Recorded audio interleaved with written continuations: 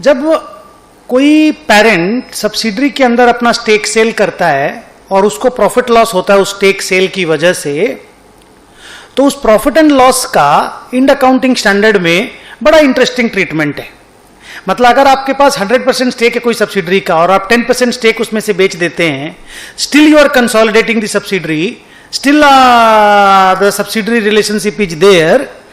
उस 10% के stake sale की वजह से जो आपको प्रॉफिट लॉस होगा वो प्रॉफिट लॉस पीएल में नहीं जाता है, क्योंकि उस ट्रांजैक्शन को इक्विटी ट्रांजैक्शन माना जाता है, फाइनेंसिंग एक्टिविटी का ट्रांजैक्शन माना जाता है। उस प्रॉफिट लॉस को डायरेक्टली इक्विटी में डाला जाता है, मतलब straight forward it goes to the balance sheet. P and L statement को वो हिट नहीं करता है।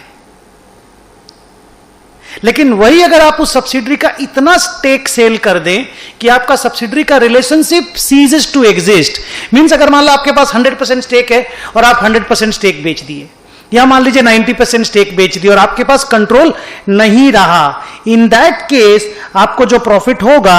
That profit will go to profit and loss account या statement of profit and loss. So this is a very interesting accounting treatment suggested by Ind Accounting Standard, that sale of stake in the subsidiary का profit का different accounting treatment होगा अगर आप control loose करते हैं और अगर आप कंट्रोल लूज नहीं करते हैं।